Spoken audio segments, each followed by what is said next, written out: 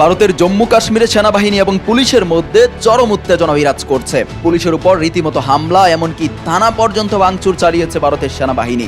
এক বাহিনী আরেক বাহিনীর উপর এমন আক্রমণ নিয়ে রীতিমতো অস্থির গোটা জম্মু কাশ্মীর। ভারতীয় গণমাধ্যম জানায়, কেশোতোয়ারের সরকারি আঞ্চলিক পরিবহন কর্মকর্তা সেনাবাহিনীর একটি যানবাহন জব্দ করে। সেই রাগ ক্ষোভ থেকে সেনাবাহিনী থানায় গিয়ে হামলা চালায়। হামলার অভিযোগকারীরা বলেন, থানার মূল গেট লাগানো থাকায় সেনাবাহিনীর সদস্যরা লাঠি, লোহার রড এবং সরকারি অস্ত্রে সজ্জিত হয়ে সীমানা প্রাচীর টপকে জোর করে ভিতরে ঢুকে। এরপর পুলিশকে লক্ষ্য করে মারপিট করা হয়।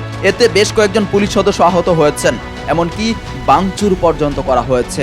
এই ঘটনায় কর্নেল, মেজর সহ অন্তত 40 জনের নামে মামলা করা হয়েছে। পুলিশ বলছে, পরিকল্পিতভাবে তাদের উপর এই হামলা চালানো হয়েছে।